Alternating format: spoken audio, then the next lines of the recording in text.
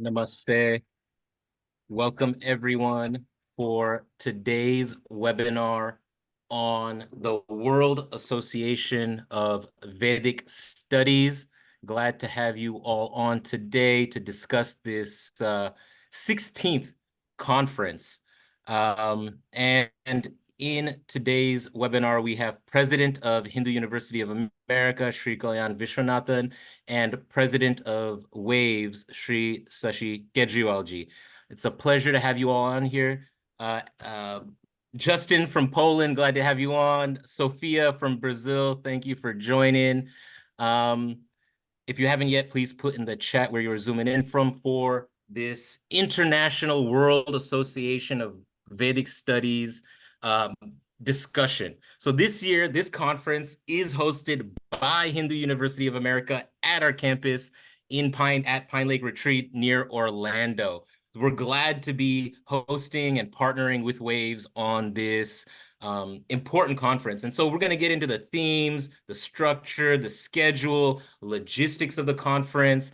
And at this conference, scholars from across the world, including, of course, USA and India, but also Europe, Asia, Africa, South America, the Caribbean, people from all around the world will be participating, and we will have faculty and students from HUA presenting papers, engaging in panels at the conference. We got over 60 scholars from around the world. We got some keynote speakers that you are probably aware of and we'll get into, and over 120 peer-reviewed presentations on diverse Vedic themes. So this conference is going to be amazing. I'm glad that we are hosting, and I'm glad that we're doing this webinar to discuss it. And Sashiji just changed his background. I see it right there. Wonderful. I'm not going to do too much of an introduction for our wonderful speakers. I'm going to hand it to Kalyanji, the president of Hindu University of America, who has been leading our institution and coming up with opportunities for partnerships such as this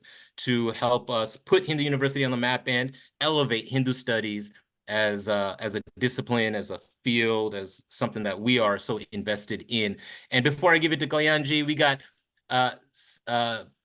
Sayajnikji from Michigan. We've got Bisasarji from Guyana, Dilipji from Maryland, Ramji from the USA, Venuji, thank you for joining. Shubhamji, yes. All right. Vijay Kane, yes, of course. Friends of HUA Houston, glad to have you on, Vijayji. With that, let me hand it to Kalyanji to get us started. Give us some context and background as well. Kalyanji, thank you. To you. Great. Namaste to all of you, and a very warm welcome to today's webinar. And I just want to also extend a very warm welcome to Sashi Kejriwalji, who's also at another event. Thank you. And we're all joining via phones today. I myself have participated in the WAVES conference a few times, at least a handful of times before in prior years. And it's a great occasion for Hindus to get together and engage in intellectual, scholarly discussions with peer-reviewed papers and presentations, primarily from an insider's Vedic Hindu perspective, which is very distinct from an outsider's analysis of the Hindu world, the Vedic world. Okay, that's a very important distinction I want to make right off the bat. From the perspective of Hindu University of America, we are very happy to be hosting this event. And I really hope and anticipate that a good contingent of Hindu University of America students, faculty, well-wishers, board members will be in attendance at the WAVES conference this year. With that little introduction, Sashiji, can you please start by introducing yourself and saying a little bit about your long association with the World Association of Vedic Studies? Sure, yeah. We have two WAVES organizations, so I want to make sure we all know the difference. There's one organization called World Association for Vedic Studies, WAVES International. which is based out of the US, but it does international conferences. Then there's another one called Wider Association for Vedic Studies, based purely in India. They do an annual conference and they do some other events. And Dr. Shashi Tiwari ji is common to both the organizations. Now, before we go too much further, I introduce myself. I'd like to make a minor correction, Kalyanji. I'm affiliated with HUA, through indirectly, of course. And I understand your goal, and I agree what you said. Your goal is to do an insider's perspective. I'd like to point out that Waves International welcomes all kinds of scholars, all kinds of viewpoints. We don't limit ourselves to the insider's perspective. That's the big difference between, probably the only difference I can think of between HUA's goals and Waves International goals. We invite all kinds of perspective, and whoever has something, anything related to the Vedic field, language, philology, history, women's studies, social, anything, they're welcome to present a paper. And of course, it has to go through peer review and pass. Coming to myself, I'm based in Dallas, and I accidentally went to one of these conferences approximately in 2008. And then I liked it so much that I started serving and associating myself.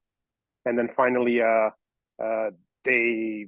few years ago, they said, hey, since you're so passionate and you come to all the conferences, why don't you lead it or whatever? So I'm, kind of sort of stuck with leading it, if you want to call it that. No, but I enjoy it really. I'm not a scholar, I'm not a PhD, but I've learned so much that these days they will ask me to, look at some papers and review them.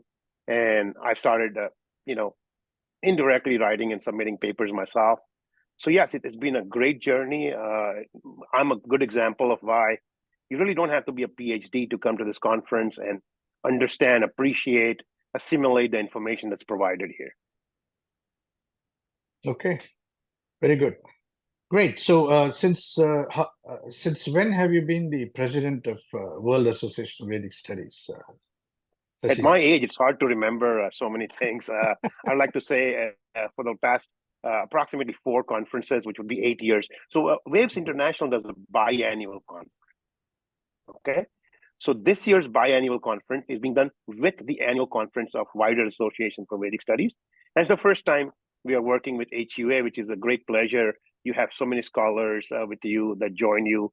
Together, it makes, 1 + 1 becomes 3. So all these 3 organizations merging together becomes, even a bigger event and better. Yeah. Terrific. So tell us a little bit about this year's conference, Sashiji, in terms of, who are all coming, what are some of the themes that are going to be discussed. What's the main theme of this year's conference, for example?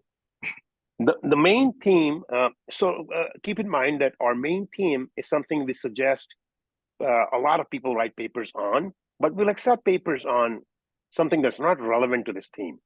But even then, most papers that are not relevant to this theme directly, find a tie-in and try to mention what their topic has to do with our theme, if possible. We don't force it. This year's topic, the main theme is prevention, management, and resolution of conflicts in Vedic traditions. That means how do you use Vedic traditions to, even prevent it, then manage it if it's inevitable and if it happens like Mahabharata, and then resolution. How do you find the answer using Vedic tradition? So directly on this topic, we have at least 5 or 6 professors and PhDs from all over the world presenting papers, and then there are some indirect ones like the role of Hanuman's role in this following topic, things like that.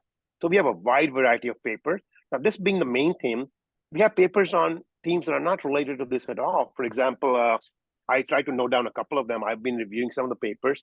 Physics and consciousness. Our good friends from the Maharishi University in Fairfield, Iowa, do a lot of research on that. They've even tried to quantify some of that. They've made some great advances. They have some wonderful, papers to share with you, knowledge. Dr. David Sharp is going to come and present a keynote speech, for example. Then, you learn a lot. Some very few papers are so technical that, some people may say, this is too deep for me, whatever. They might get an essence out of it, but a lot of papers you'll completely enjoy, follow, understand, and appreciate. I'll give you some topics, for example. And I've watched some of the previews of these papers myself so far, because they're supposed to submit us a rough paper of what they've done so far by August 15th. Some of them already shared, hey, this is my work, and I've read the abstract. I learned so much about how much maritime activity was there in ancient India. Some of the facts that will be revealed, and again, everything is academic, so no faith-based stuff. It's all references and pointing to research, scientific research, and evidences. So everything is evidence-based. And I was amazed to learn how much maritime activity happened in India. When I say ancient, I mean way before Indus Valley civilization, for example. So these are two examples I can think of. I'll remember more in a few minutes. Okay, good. Well, like I said, I have presented papers in past WAVES conferences, and this year also I am going to be presenting on a panel at the WAVES conference. I myself am finishing up a paper on a very interesting topic. My topic is an analysis of Narendra Modi's statecraft in the light of Kautilya's Arthashastra. That's my topic, and it's a very exciting topic. And I've done a lot of work on Arthashastra lately. So I'm looking forward to be part of this panel and present this almost for the first time. So Sashiji, so tell us a little bit about the structure of the conference. It's going to happen on, I believe, September 13th, 14th, and 15th, which is a Friday, Saturday, and a Sunday. So tell us a little bit about how this conference is going to be structured. Okay, great. So while I will talk about that, I just sent some of our flyers to Ankurji. If he can please display that, because me and you are not probably using a PowerPoint, so we don't need to display some stuff. So he could be displaying those in the background if he's able to see those. I just WhatsApped it to him. So we have some topics, for example, more topics that people can see while they're listening to us. So the structure of the conference is as follows. Most people will come in on Thursday evening. And Friday, we'll have the inauguration, some keynote speeches by some eminent folks. And then we will have multiple sessions at the same time. So you'll be given a soft copy of every talk, every keynote speech, and a brief synopsis on what's in those. So once we finish the inauguration and some keynote speeches and welcome speeches, we'll go off into breakout sessions. And there'll be up to max of 3 breakout sessions, and they'll all be close to each other, so people can run from one room to the other. And you're welcome to say, okay, yeah, I wanted to see this. There are 2 talks at the same time. I want to see this, and the next one I want to see half of both. You can run between the rooms. Of course, go to the back door and don't disturb anybody. So they're all within walking distance. So once the parallel sessions, which is the last count, we had about 110 academic papers. Okay, so we have about 110 academic papers. Now remember, we had 200 submitted. We only accepted that many. So we rejected a bunch that didn't seem like they were original ideas. So that brings me to an important point. We want to see original research. If you are going to present a paper or an abstract that 100 people have done so far, nothing new in your research, it does not get accepted. Okay, so these are all a new way of looking at something or new research. It could be either. Then we'll have panel discussions. There are a couple of very interesting panels, and Kalyanji, you know more about these panels than I do. One of them is on conflict resolution, and you can speak about the panel that the wonderful HUA PhDs and professors and academicians are doing. And then we will break off for lunch. By the way, it's a 3-day conference, Friday, Saturday, and Sunday, and a mere $100 covers, whatever we give out in terms of, printouts or stationery. 3 days of food, breakfast, lunch, tea, dinner, 3 full days. Well, Sunday is not a full day. It's really 2/3 of a day. We break off at tea on Sunday and we're done. So that's a nominal fee. Of course, it's subsidized by wonderful organizations like WAVES and HUA and other organizations. That's why the cost is so cheap. And then it'll be very immersive because we have an accommodation for 200 people at the campus. Okay.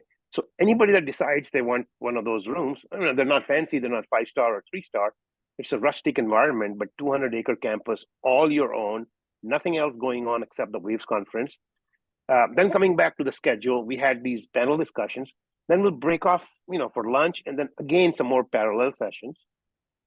And then we'll have tea, and then some more parallel sessions. Then in the evening, either before or right around or after dinner, we have some very nice keynote speeches. A couple of the main names that I can remember, you can look it up. Those of you who are at a computer at home, Dr. Tony Nader is a very accomplished speaker. It's a treat to hear him, and he's coming in person. So please look up what I forget the topic that he's speaking on, but I know enough about him to know that I'll be just glued to his talk. I'll be in that room doing nothing else during that time. Then the same thing repeats the next day. We'll have parallel sessions in the morning, one panel discussion, before lunch, then more parallel sessions, and then more keynote speeches. Then Sunday there'll be some parallel sessions, and then concluding, hey, what's the summary? What all the managers of the sessions will recap what exactly happened at the conference. Let's take a summary of what everything was discussed. And the good thing is you will get access to many of these scholars.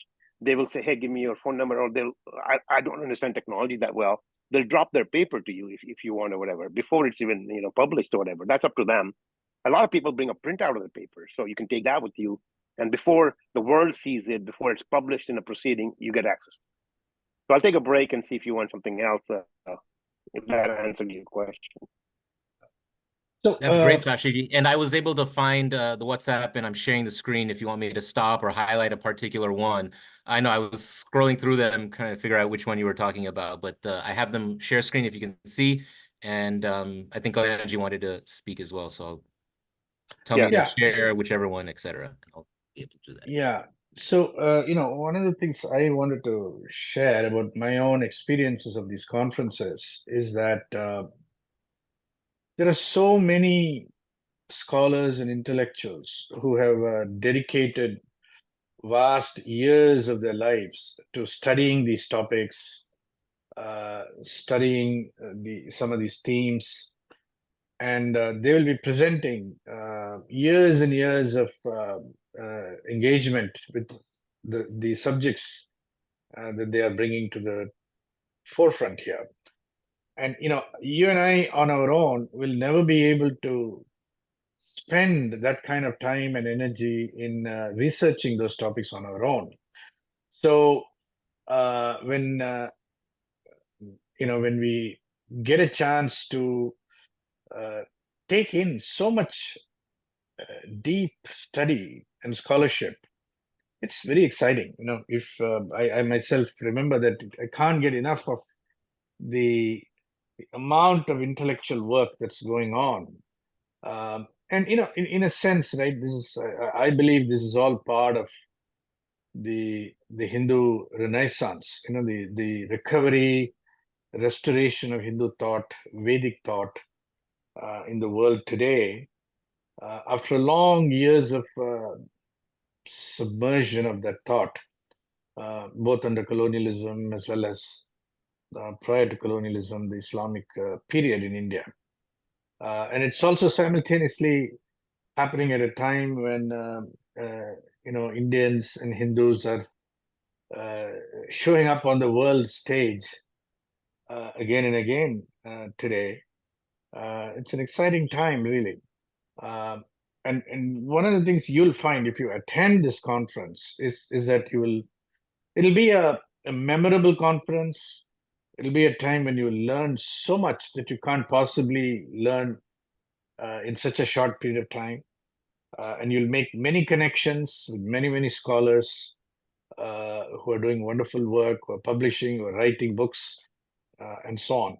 So I would really encourage all of you to attend this conference.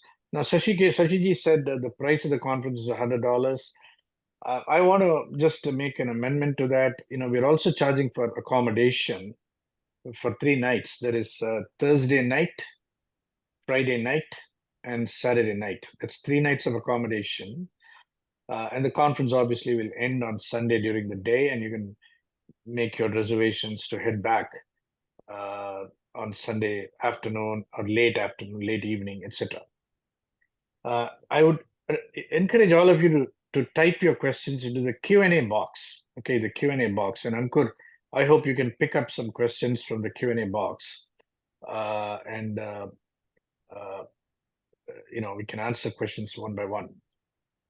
So Sashiji, coming back to the Waves conference, this conference has been held. It's supposed to be the 16th conference.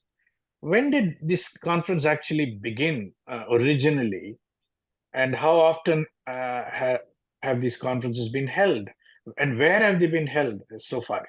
Can you share a little bit about the history of this conference? Sure. The conference is on September 13th, 14th, 15th, Friday, Saturday, Sunday. The past 16 have been held a lot in the US, Miami, Atlanta, Dallas, Fairfield, Maharishi University, Iowa, Boston. Outside of India, we did one in Trinidad. We did a couple of them in India, and we hope to do some in Bali and Guyana or some other places where there's some Vedic cultures. While I remembered one more thing. I was reviewing one of the papers submitted by a young lady in the 8th grade. She wanted to answer the question of why do Ugadi is different and Vaishakhi is different. Why are Indians celebrating different holidays on different dates? She went as far back as the Ramayana and did a detailed dissection of what exactly is going on here. There are many other festivals. I just named you one of them. Like Bhishma. He passed away. He said, "I'm going to pass during Uttarayana only." What was the month, Hindu month at that time? So that paper is so interesting that you'll just learn so much from that. Forget about any other stuff. So, by the way, a small interesting factoid from that paper. I thought just to attract people, Nepal still preserved what Ramayana was doing. Whatever. However many thousands of years ago, there's a lot of debate going on. That's not important. So Nepal celebrates something called Indra Yatra. Okay, that is the festival, the New Year festival that Ramayana was celebrating, and they used to call it Indra Dhwaja. Okay, now here's the funny part. Ugadi and a bunch of India, North India, a bunch of places, they celebrate New Year's, which is the beginning of spring. In India, that is defined as February approximately. It sometimes so we modified, rest of India modified along with times, Chaitra, it sometimes falls in February, some in March. Punjab has a older memory than the rest of India, and they celebrate it in Baisakhi. Now, the funny part is Baishakh, which is the second month in the Hindu year, comes in April these days, so they celebrate it on April 15th. But it takes approximately a month of movement of this, for example, if 2,000 years ago, it was happening in February, 2,000 years later, it'll happen in March, the festival. The point I'm trying to make is Diwali, Sankranti, any festival you pick, because of a phenomenon called precession, is going to move all over the calendar. I did not know this fact. So Nepal celebrate Ashwin, which is sometime, August, September. They celebrate the New Year way at the end of the year because they preserve the same month Hindus were doing it during Ramayana. And that thing has moved from February all the way to August, September, whenever that is. So that's just a tidbit of what kind of research the scholars are doing and bringing out for your easy understanding. So some young lady is explaining the whole Indian calendar, the confusion, and how to understand it in the correct terminology. And she's gone many different examples, many different ways of looking at it she's done. By the way, coming back to your point, Kalyanji, I have a question for the audience. If you know of a Tirth Yatra, if you want to call it that, where you can listen to 120 PhDs, approximately 100 plus PhDs, discuss some pearls that they've gone deep down and uncovered for you, and they're concluding and sharing with you their summary. Tell me where you have that opportunity in the world to do that. I don't know if any Kumbh Mela we do, anything we do, where you have an academic view of our scriptures. It's great to hear all the great Mahatmas at the Kumbh Mela, and it's wonderful. It's great to go to those festivals. But from an academic viewpoint, which is what our young people want these days, they want a scientific, rational explanation for everything. We'll give it to them. But I don't know of any place where you'll hear from so many different experts on Vedic topics at one place. Now, to add a layer of icing to this cake, let me mention that most of the people that I talk to, hey, why do you come to Waves? Okay. Now they have the option of listening to it remotely if they want, which technology has made us offer that to you guys. But most of the answers that I got is, hey, I come there to ask them questions in person, ask them questions detail after the talk is over. And here's the kicker. After the conference is over at 9 o'clock at night, most people that are curious, every Waves conference, I've been up till 2 or 3 in the morning. Then I tell them I have to run. I have to start at 8 o'clock in the morning. But it's so much fun to listen to 5 experts debate or discuss a topic. And these are all academicians that have gone into great detail on the topic. That is really a treat. To me, that's a Tirth Yatra. That's why I got associated with Waves. Yeah. Yeah. So, Sashiji, so I was wondering, when did it actually start, right? Which was the inaugural year of the Waves conference? Yeah. Exactly. The organization was formed a year or two prior, but the first conference happened in Atlanta in 1996. And I have some of the themes. 1996. I have some of the themes that I've noted down here because my memory is not, it's failing me these days. Saraswati River Civilization was the first conference we had. Then there was one conference on the epic and the Puranic literature. Then there was one on scientific aspects of Vedic knowledge, Then there was one on applications of Vedic knowledge. Because, Vedic knowledge in Kali Yuga has remained inside the Vedas, wrapped inside the Vedas.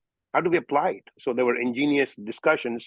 And any of these conferences, you want to see the, 30, 40, 50, 60, 80 papers that were finally selected. Now, keep in mind that we got 200 abstracts. We selected 100 and, don't quote me, but 105, 120 papers to be presented. Then once they present, we will judge again that, hey, you didn't do enough research. Based on your abstract, we accepted your paper, but we don't think the research you did, you were either lazy or you didn't do original research. We're only going to publish 80 of them. So we keep filtering that till we have the best in our proceedings. So if anybody wants to know how to get our proceedings or look at past papers, we have been a little behind times in uploading them online. We are working on that, but I have all the copies with me. Okay, great. All 15 conferences, yes. So a couple of quick facts about the Waves conference. See, this is going to be held this year at the campus location of Hindu University of America. So HUA's campus is located in a facility called Pine Lake Retreat Center. It's about 1 hour west from Orlando. So you'll have to fly into Orlando, preferably on Thursday sometime, Thursday the 12th of September. And we will arrange for rides, for pickup and rides and so on. We'll have a small team of volunteers picking people up. And then, we'll drive you to the campsite, the campus site. There, you will mostly be staying in the accommodations on campus. Because as Sashiji said, we can accommodate quite a number of people, up to 200 people on the campus. And we are looking forward to having a good representation from the HUA friends and family community, the friends of HUA community.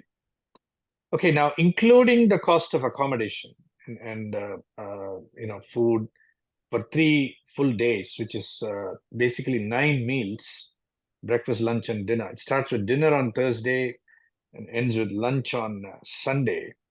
9 meals plus 3 nights of accommodation. The total price, including the $100 for the conference, we are charging $450 for the conference. Okay, including accommodation and food, and obviously the airfare is outside of that. Ankur is putting the link to the page, the registration page, in the chat window. Those of you who are interested, you should very quickly reserve your spot. Pay the money and get in. We have limited seats. We are expecting about 60 scholars to be there in person. Probably another 40 scholars who will be joining via Zoom online. So it'll be a hybrid conference. The presenters will be both online as well as in person. We expect an audience of about 100 to 120 in person in the on campus. We probably will also make it available online via Zoom or via live stream, etc. But we're not going to open up registrations for live stream right now. It is, and we want to encourage everybody, who can, to travel, to register, and come there in person. Okay, and I think it's a huge difference between trying to join online remotely versus being there in person. I myself have registered many times to online conferences, and I always end up, getting distracted. There's always something else to do which occupies my time. And the conference, it's impossible to allocate a whole day or night or whatever to sit and listen to a conference online. It's much easier to simply get distracted and keep on doing the work that we anyway, our tables are full of things to do. The best way to attend this conference is to set aside the time, simply clean out your calendar, travel, and just get into an immersive residential experience, and you won't regret it. Okay, so that's my take on it. And I've attended many conferences. Many of them were very memorable. I did go to the conference in Trinidad and Tobago, which was held And many Iowa. years ago. And Iowa. Yeah, I came to the Iowa conference. I also was there at the original Orlando conference many years ago as well. So, Ankur, are there any questions in the Q&A box that we can pick up at this time? If so, we can pick up. Otherwise, Shashiji, Yeah. Can you add any more anecdotes from past Waves conferences that might be of interest to our audience? Yes, Sophia G just mentioned that she's a scholar herself, and she would like to attend to learn.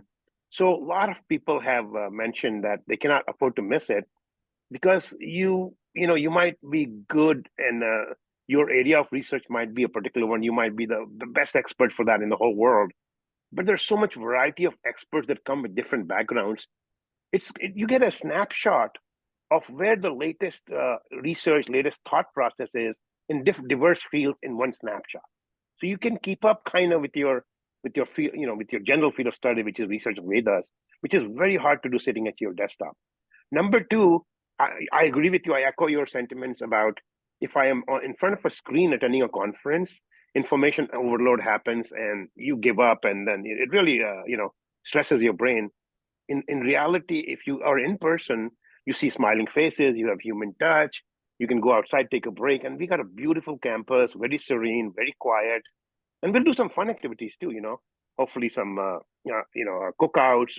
Cookout meaning at night, whatever these young kids do, marshmallows and all the stuff. I still need to understand.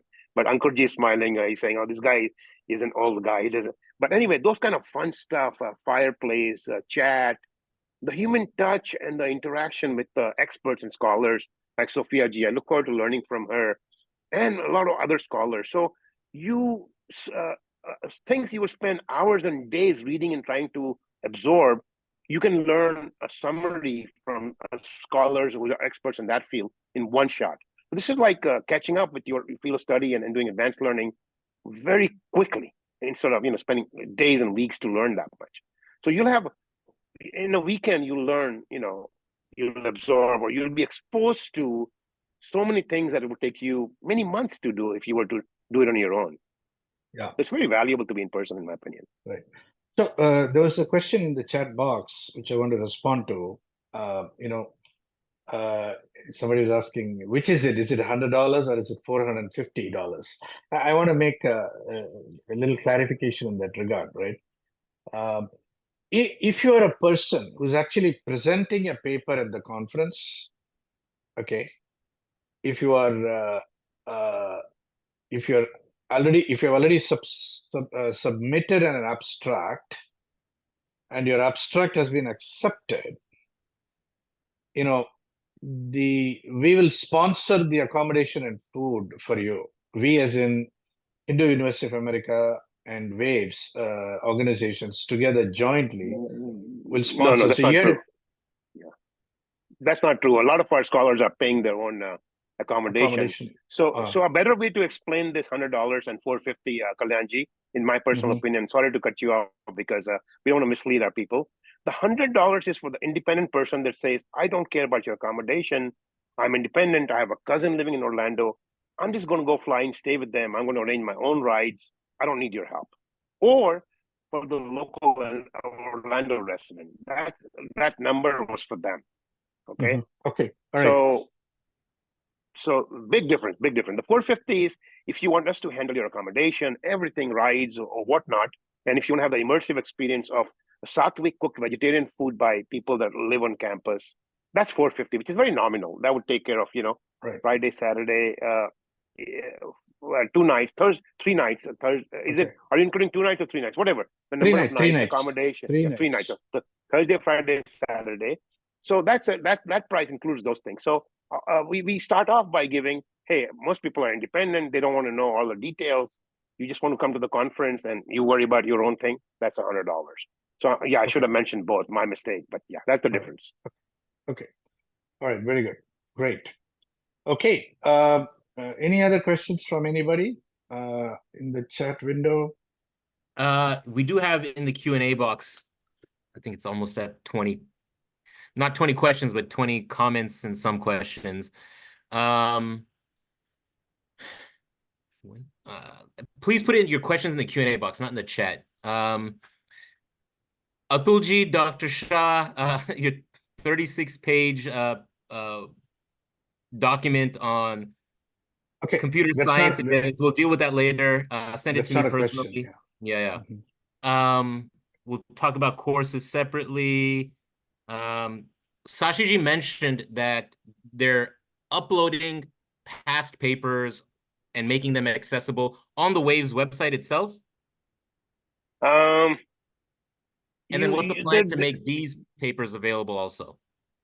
Yes, these will, okay, the primary means to get these papers, we are a little bit behind times at Waves, a bunch of old folks.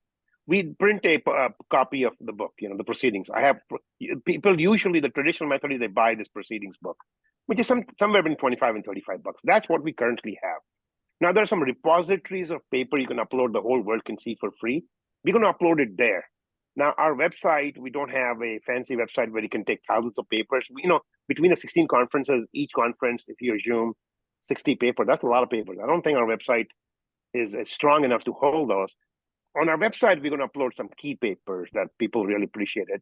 So when I meant we're going to upload our stuff, there's all those repositories of knowledge. I don't remember the names. Our technical team is working on that. You have to first get some number for it, and there's a few steps we have to go through.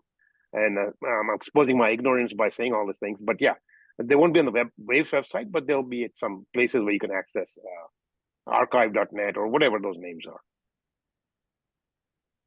I will bring a copy. I'll try to bring a copy of the past few conference proceedings. If somebody likes them, I might sell you a copy, or I might sell you and send one later. But we'll try to have some past ones for people to review if they're interested. Okay. Good. Any other questions from the Q&A box? Yeah, Mohanji, I'm glad that you registered. As was mentioned, we will cover rides from the airport if you pay that $450 in accommodations, which I think you already did. Varajanji, it's safe. There's no alligators and iguanas. Well, iguanas are safe anyway. You'll be fine at the resort. It's safe. Maybe little bugs will have some things to deal with that. What is another one? Are there actually somebody, Varadaranji is also asking topics that might be interesting for youth. And you shared that slide. That is such a cool thing. I'm going to share that. Just the topics of different youth presentations. I'll just share that. Sophie was also asking, is there anything on the connection between, say, India and South America? And there's so many different subjects, right? Ancient Vedic and South American culture, the communication between the two civilizations, right? That's one topic. These are pretty interesting. Maritime activity and navigation in ancient India. Was there an etiquette and code of ethics during wars in ancient India? How ancient and advanced was agriculture in India? So many interesting topics. We'll definitely follow up. We'll share some more details in writing with the schedule and all that, so you have those going forward. I Ankar, can I add something here real quick? Please, please. Okay, so this is a list of papers by young scholars. There's 15 of them. As you can see, they're spending a lot of time researching. And of course, we have a lot of mentors helping them out. Some of the mentors that are key people that we put in the previous slide that are also speaking at the conference. So these are very deeply researched papers. So I would recommend that folks that can bring their impressionable age, whatever you think that is, 10 through 20 or whatever age, young ones to come and listen to these.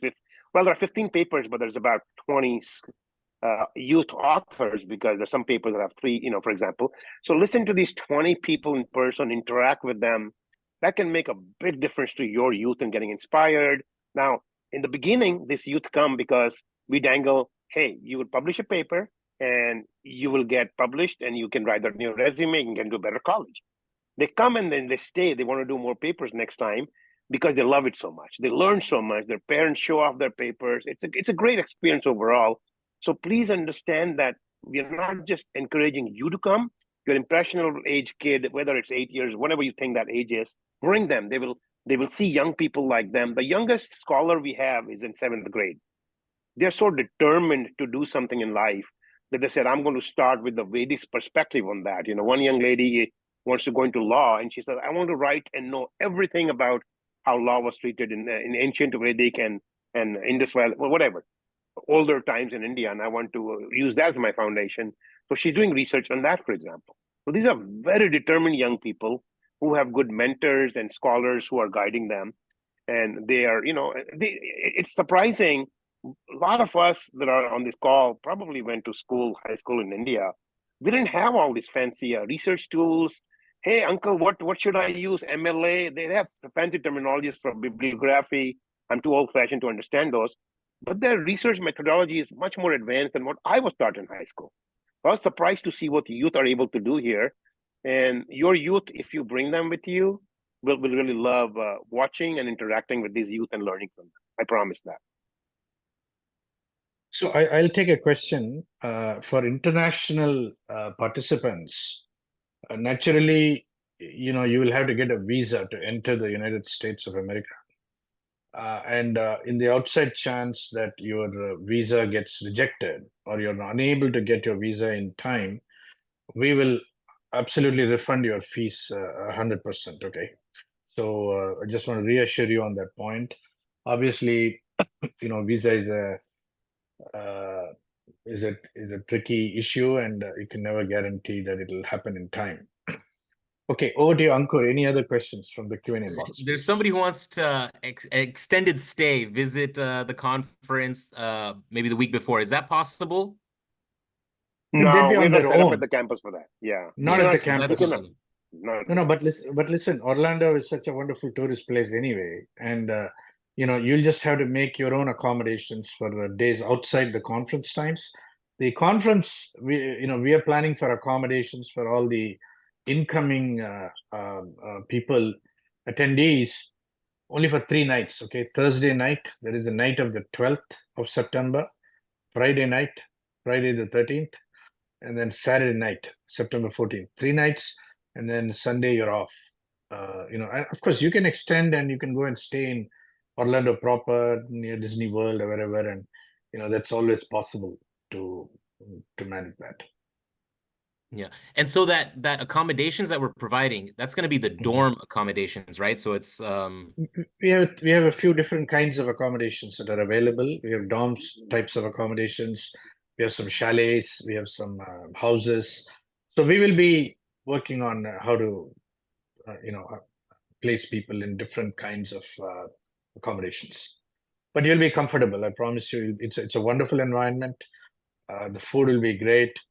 The campus is very nice, and it'll be a great experience. Yeah. when will the schedule of presentations be presented? And the deadline for the final paper submission is August 15th.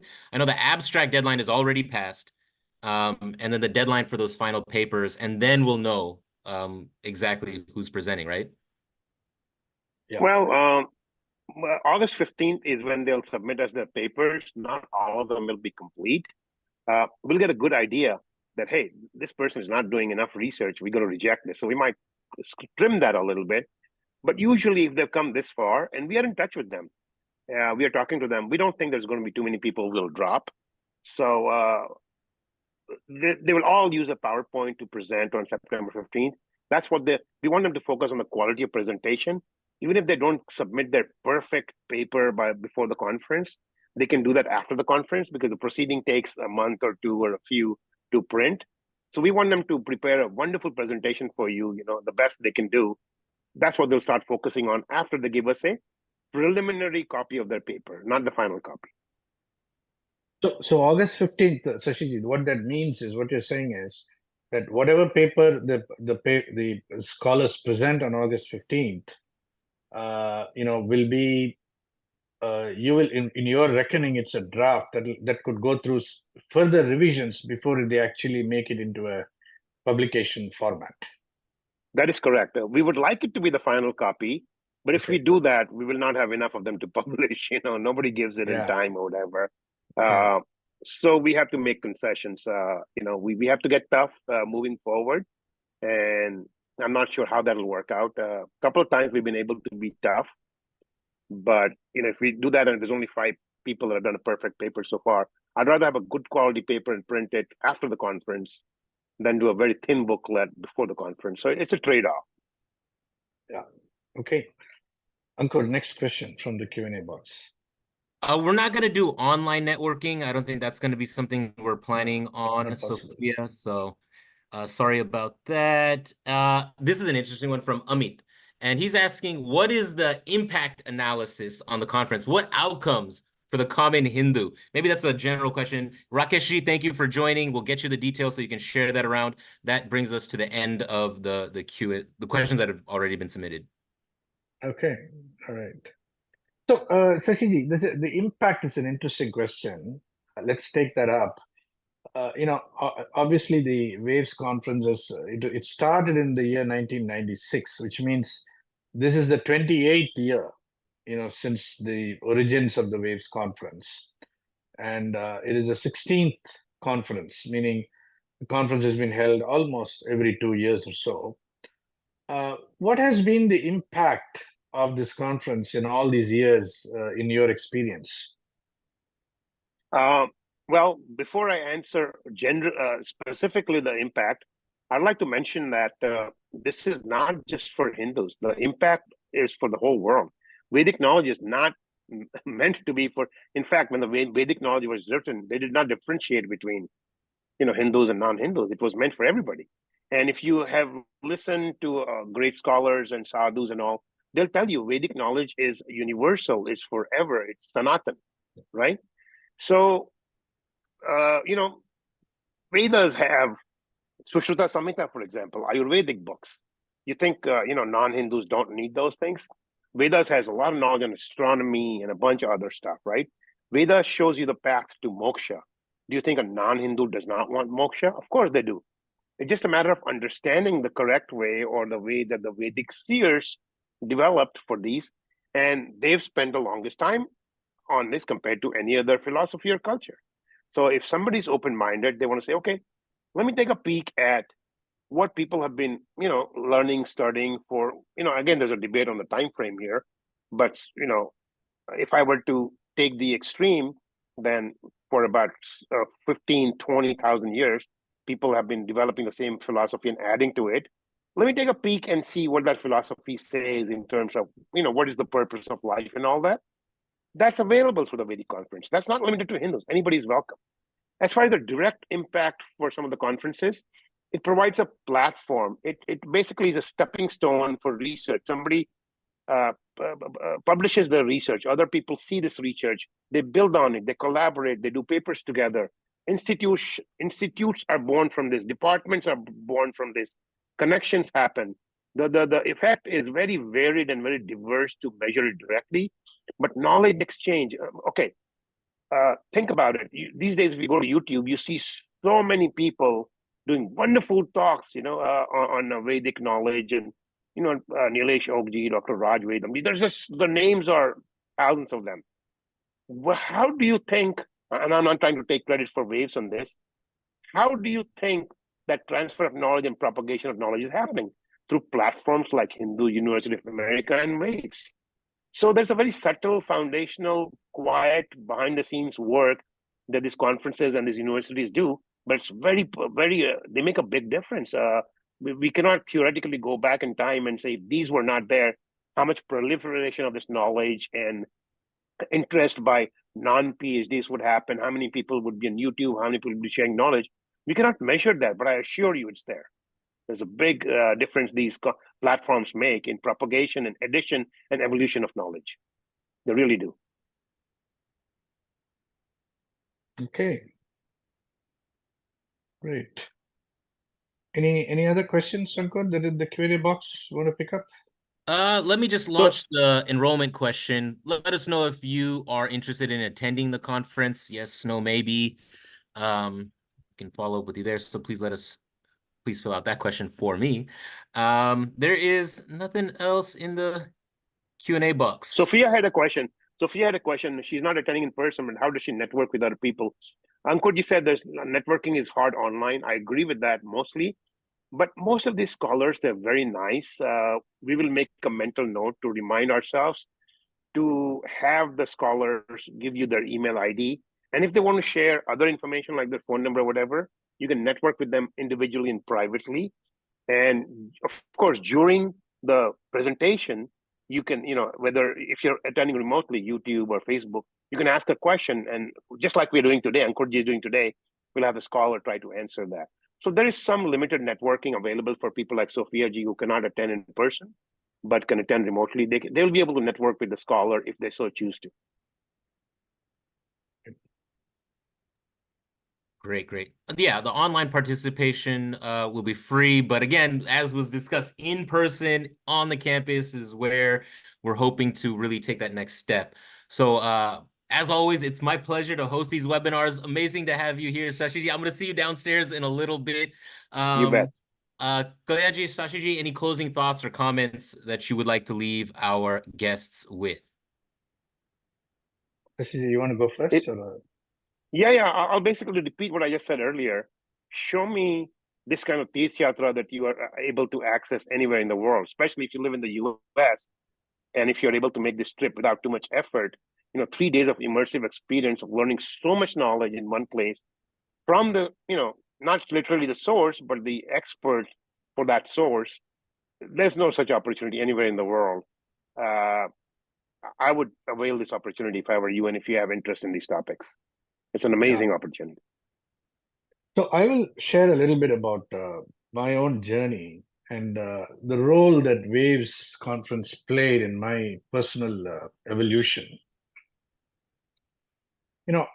As you probably all know, my grounding in Hinduism, in Sanatana Dharma, came via Swami Dayananda Saraswati. And I'll see if I can show you the picture there, right there. There is a picture of Swami Dayananda Saraswati in the back. And then that's my father who passed away last year. I learned a tremendous amount about Hinduism under the teaching tradition of Swami Dayananda Saraswati, which is the institution called Arshavidya Gurukula. Now, that institution gave me an extraordinary introduction to Hinduism from a philosophical standpoint. Right? I got to learn, I got to understand, I got to really immerse myself in the philosophical foundations of Sanatana Dharma. And one of the reasons I am today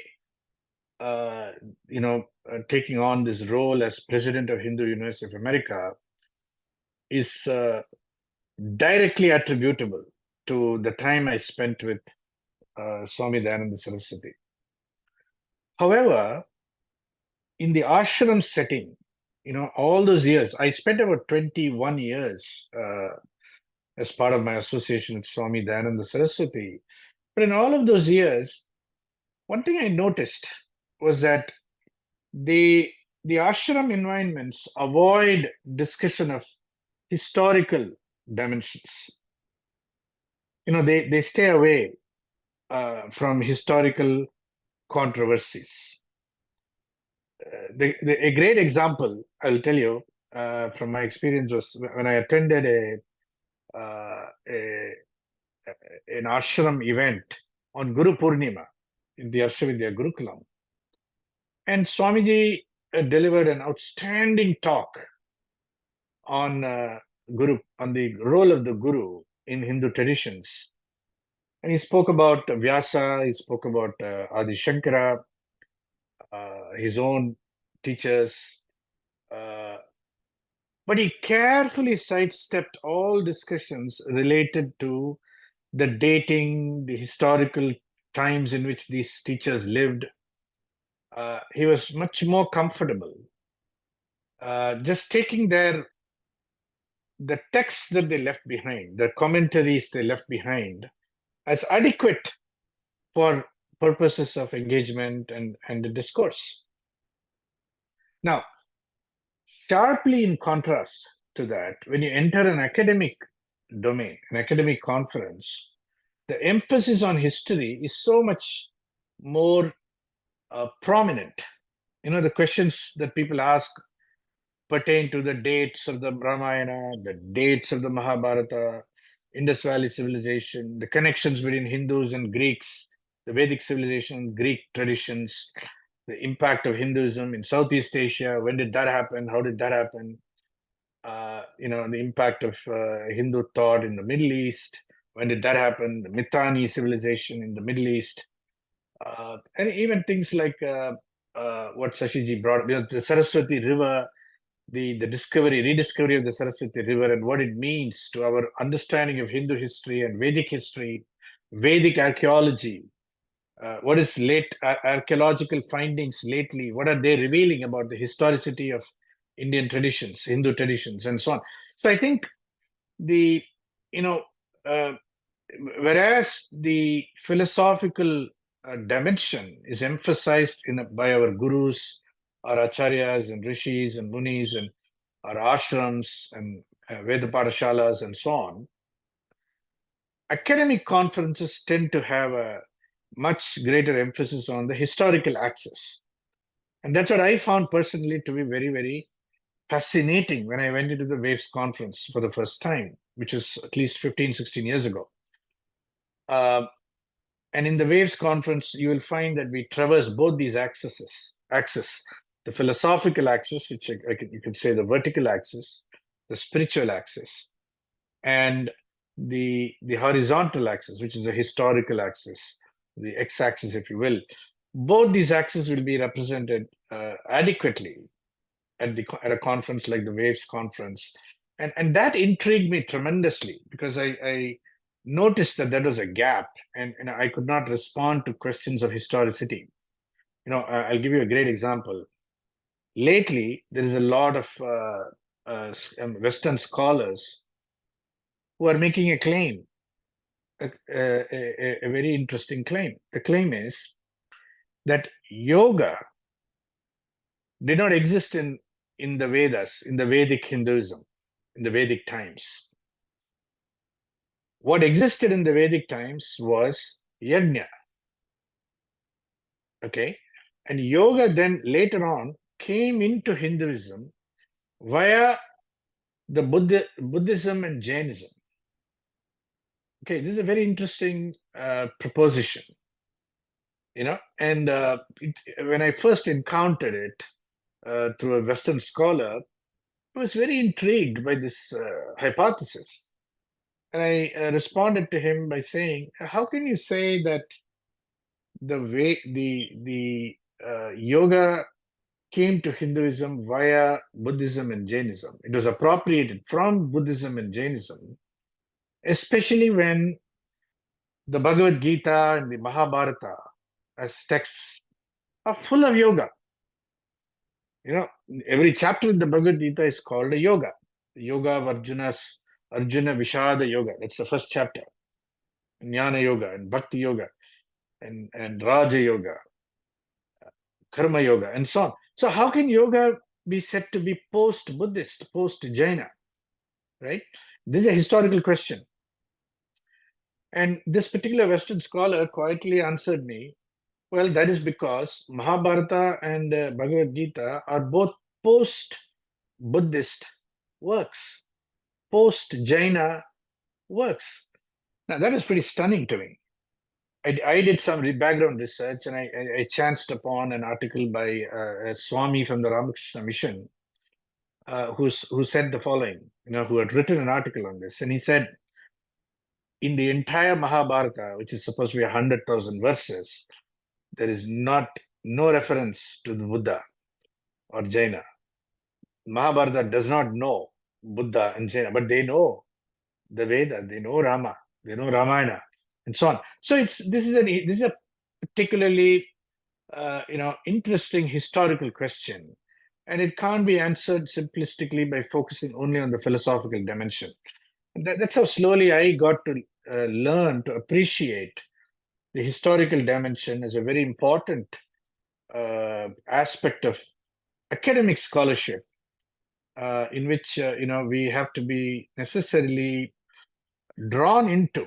We are being drawn into this debate, and we have to perform our own due diligence on this, do our research to be able to respond to questions and historical challenges like this.